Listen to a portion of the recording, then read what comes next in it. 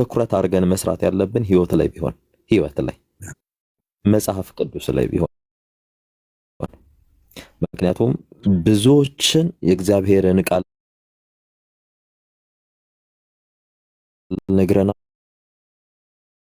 ወደ እግዚአብሔር ማምጣት የምንችል ወደድንም ጠላንም ዳይሬክትሊም ሆነ ኢንዳይሬክትሊ የህዝብ እጃችን ላይ ወድቋል። ሰውን ወደ ክርስቶስ መንግስት ሊያመጣው የሚችለው ፍቅር ነው። አገልግሎታችን በፍቅር ቢሆን ደስ ይለኛል። ይሄ ንጽጽር የሚባለው ነገር ማዕከሉ ፍቅር ቢሆን ደስ ይለኛል። ምክንያቱም የምንሰብከው የአህዛብን አምላክ አይደለም፣ የምንሰብከው የክርስቲያኖችን አምላክ የፍቅር አምላክን ነው። የፍቅር አምላክን ስንሰብክ የዚያን የፍቅር አምላክ ማንነት ለትውልድ ልናሳየው ይገባል።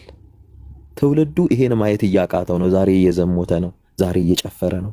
ዛሬ በየቦታው በቃ ምድራዊ ስጋዊ የሆኑ ነገሮችን እያለ እግዚአብሔር ስለወደደን ዛሬ ከዚህ ሁሉ ጠብቆን እዚህ ጋር ሲያስቀምጠን እግዚአብሔር ከኛ ምን ይፈልጋል? ምናልባት የወደቀች ተስፋ የቆረጠች እህታችን ከታች ልትኖር ትችላለች። መጽናናት የምትሻ እህታችን በእግዚአብሔር ቃል ብንጠግናት ይቺ ሴት እግዚአብሔርን ማሰብ ትችላለች። እውነቱ ላይ መቆም ትችላለች። ተስፋ የቆረጠ ወንድም ሊኖር ይችላል። የእግዚአብሔርን ድምጽ ሰምቶ ልቡ ይረጋጋል። እና ወደድንም ጠላንም እግዚአብሔር በእኛ አፍ እየተናገረ ነው። እኛ ባዶ ፓይፖች ነን። በእኛ ውስጥ የሚያልፈው የእግዚአብሔር ቃል ነው። አይደለም አክብሮ በፈጠረን በእኛ ይቅርና በቢታንያ ድንጋዮች የሚመሰገን አምላክ ነው ያለን። እኚህ ዝም አስበላቸው እነርሱ እንኳን ዝም ቢሉ የቢታንያ ድንጋይ ያመሰግኑኛል አለ። በደንብ አስተውሉ።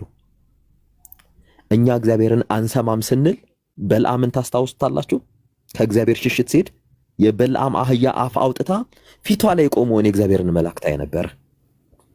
ፊቴ ላይ ቆመውን አትመለከትም ምን ትለው ነበር።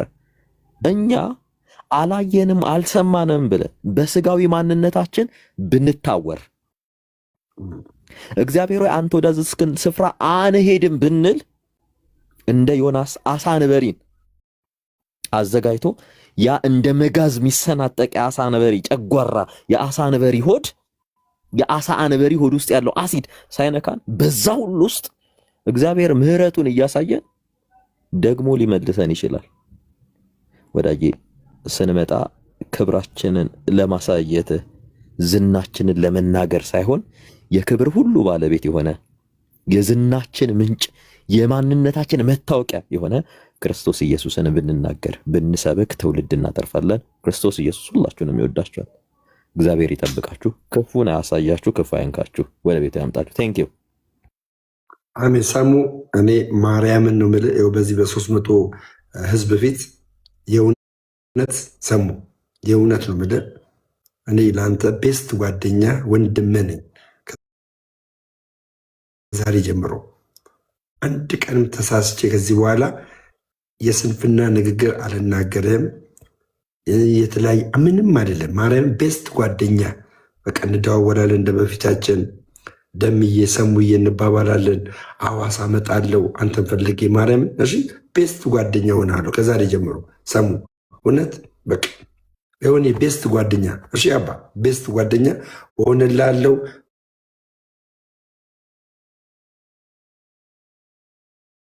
ሰራለን የእውነት በጣም እግዚአብሔር ያክብርልኝ። እግዚአብሔር በእውነት በቃ እኔ እንጃ አላውቅም። አሁን የተናገርከው ንግግሮች በጣም በሳል ንግግሮች፣ በተለይ አይታችሁ ከሆነ በላም ያቺ አህያ መልአክ ስትመለከት በላም መልአክ ማየት አልቻለም። በጣም የሚገርማችሁ መልአክ ያየችው አህያ ለምን አትሄጂም ለምን ትቆሚብኛለች ብሎ ይቀጠቅጣት ነበር ይላል። ይደበድባት ነበር ይላል። እና ሰሙዬ እግዚአብሔር ባርክ። እውነት ነው። ሰው አሳ ነባሪ ውስጥ ገብቶ እግዚአብሔር ሊያስተምረው 3 ቀን በባህር ውስጥ አድርጎ ከባህር አውጥቶ ይተፈዋል፣ ያወጣዋል። ቴንኪው የተናገርከው ንግግር በሳለው። ይኸው እኔ ከዛሬ ጀምሮ እኔ ነገ እንደዋወል ወይ ደግሞ ከነገ ወዲያ ማክሰኞ ሮብ ምናምን እንደዋወል በቃ ጀስት ከዚህ በኋላ ፌሎሺፓችን እንደ ቀድሞ ይሆናል። እሺ ወንድሜ፣ በጣም ነው ማከብር፣ በጣም ነው የምወድ። እሺ አይ ሪስፔክት ሂም። ኦኬ አባ በጣም ደሜ በቃ እኔ ልሰናበታችሁ። በጣም ነው የምወዳችሁ። ሰሙዬ ሰሙ ጋር እንግዲህ አንድ ጊዜ የሆነ ትንሽ ዳጸ ልሳኔ ይሁን ምንም ይሁን ብቻ ግን ሰሙ በእውነት እኔ ክርስትና ህይወትን ያስጨበጠኝ ሰው በጣም በጣም ሰሙ እኔ አንተ የኦርቶዶክሳዊ እውቀት እንደው እንደ ጉንፋን የሚጋባ ቢሆን ቢጋባብኝ ደስ የሚለኝ ሰው ነው እስከ መጨረሻው ማለት ነው። የትም በሆንክበት እግዚአብሔር ያጽናህ በቅፉ ነው የምልህ። ማናችንም ማለት ነው ባዘወይ የውሸት አንሸነጋገል። ሰው ነን፣ ሰውነታችንን አንርሳ። ነገ እኔም ወድቃለሁ፣ ማናችንም እንወድቃለን። ግን ውድቀታችን ላይ ለማንሳት ከሆነ ተቃወሙ። ለማንሳት እኔን ለማትረፍ ከሆነ ተቃወሙኝ፣ ችግር የለም። ላይስማማኝ ይችላል፣ ግን በሌላ መልኩ ከሆነ ጥሩ አይደለምና ሁላችንም አሁን ደስ የሚል ነገር ነው። ዛሬ ጥምቀት ስለሆነ አይደለም፣ ዛሬ አዲስ ዓመት ስለሆነ አይደለም። ይሄ ሁልጊዜ ሊኖረን የሚገባ የክርስትና ህይወት ነው። ሁልጊዜ በየቀኑ ማንም ሰው ማለት ነው እና በቃ ከዚህ በላይ ብዙ ነገር ማለትም አልፈልግም።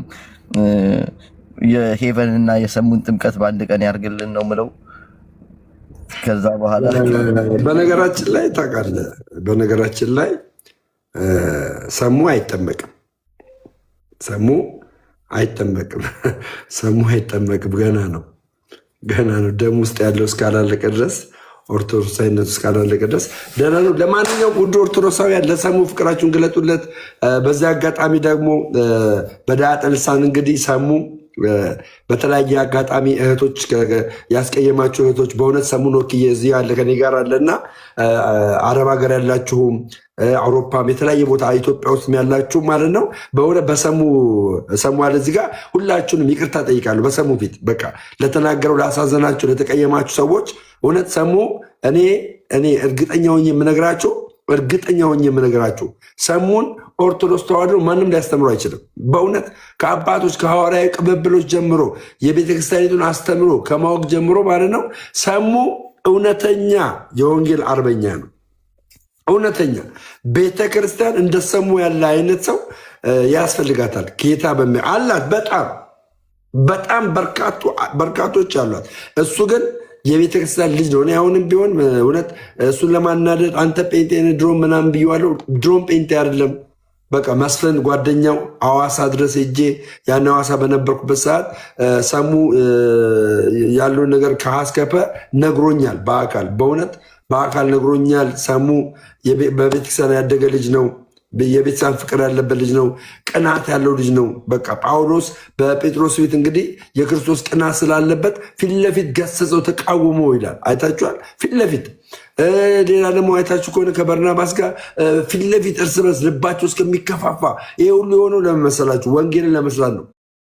እንግዲህ አስቡት፣ በማርቆስና በእንትና መካከል ነው አንተ ከእኔ ጋር ሂድ አንተ ከእኔ ጋር ሂድ በሚለው ከበርናባስ ጋር ልባቸው እስከሚከፋፋ እንደዛ ሆነ ይላል። ያ ሆነው ለምንድን ነው? ለወንጌል ዓላማ ነው። ለእግዚአብሔር ወንጌል ዓላማ ነው። ስለዚህ ክርስቶስ ኢየሱስ እኛን እንግዲህ እስካስታረቀን ድረስ ከእግዚአብሔር እስካስታረቀን ድረስ እግዚአብሔር ደግሞ ለእኛ ምሕረት እስካደረገ ድረስ ውድ ኦርቶዶክሳውያን ማርያምን ነው የምላችሁ፣ ማርያምን ልቡ በሚመለስ ሰው ደስ ይበላችሁ። እንዲህ ነው እያላችሁ ትርጓሜ ምናምን አትስጡ። በቃ ማርያምን እኔ አሁን ደስተኛ ሆኜ ነው ኢየሱስ ክርስቶስን ምናገር ምሰብክ። እስቲ እንግዲህ አስቡት እስቲ ሮሜ ምዕራፍ 9 ሮሜ ምዕራፍ 5 ቁጥር 9 ላይ የትኛው ኦርቶዶክሳዊ ነው ይችን ቃል እንደው አለ ብሎ የሚያምን ምን እንደሚጠቃላችሁ? ሮሜ ምዕራፍ 5 ቁጥር 9 አዲሱ መደበኛ ትርጉም ላይ 81 ማለት ነው። በክርስቶስ ደም ዛሬ ጸደቅን ይላል እኮ። አያችሁ፣ ዛሬ ጸደቅን ይላል። ይህንን ወንጌል በነፃነት ሳንገፋፋ ሳንመታታ እርስ በርስ እኔ እበልጣለሁ ሳንባባል ወንድሜን ሳልደበድበው፣ ገባችሁ? ሳልደበድበው ሳላባረው ሊበልጠኝ ነው ሳልል ሊበልጠኝ ነው በቃ በለጠኝ ምናምን ሳልን ወንጌላችንን እንስበክ፣ ህዝብ እናድን፣ እናስመልጥ። ተሸውዶ ያለ ወንድሞችና እህቶቼ ከክርስቶስ ውጭ የወጡ ገባችሁ? ስላሴን የማይቀበሉ የማያምኑ ገባችሁ? በተለያየ ቤተ እምነት ከቤተክርስቲያን ይወጡ አሉ። ለምሳሌ ግን ሙስሊም የሆኑ ኦርቶዶክሳውያን ብዙ አሉ። ሙስሊም የሆኑ ጴንጦች ብዙ አሉ። እነሱን እንመልስ ወንድሜ፣ እንመልስ። ስራ ይጠበቅብናል። ትልቅ ስራ ይጠበቅብናል። ሰም ወንድሜ፣ በእውነት ከዛሬ ጀምሮ ነው ማወራ ከአንተ ጋር እሰጥ አገባ የሚባል ነገር አልናገርም። በተአምር እሰጥ አገባ ከአንተ ጋር አልናገርም። በተአምር ው ቃሌ ነው። በተአምር ቃሌ ነው ወንድሜ። ሰሙ ቢግ ላቭ ኤንድ ቢግ ሪስፔክት፣ አከብርሃለሁ። አንተ ውስጥ የታመቀ እውቀት አለ። ልክ እንደዚህ ሰከን ብለህ ስትናገረው በእውነት የብዙ ሰዎች ልብ ፈሰስ እንደሚል እርግጠኛ ነኝ። የምነግር ማለት ነው። በጣም እርግጠኛ ነኝ የማወራህ። ስለዚህ እግዚአብሔር በቤቱ ያዝና ወንድሜ፣ በጣም በቤቱ ያዝና። እሺ አንድ ዝማሬ እንዘምርና ከዛ በኋላ ሰሙ ምዕራፍ 3ና ምዕራፍ 4 ማቴዎስ ወንጌል ምዕራፍ 3ና ምዕራፍ 4 በተለይ ምዕራፍ 3 ከቁጥር 9 ጀምሮ ምዕራፍ 3 ከቁጥር 9 ጀምሮና ምዕራፍ 4 ከቁጥር 1 እስከ 14 ያለውን ሐሳብ ሼር ያደርገናል፣ ያካፍለናል። ስለ ጥምቀት ስለሆነ ማለት ነው። ይሄን ጥምቀት ካዳመጥን በኋላ ቤቲ ሰላም በይ።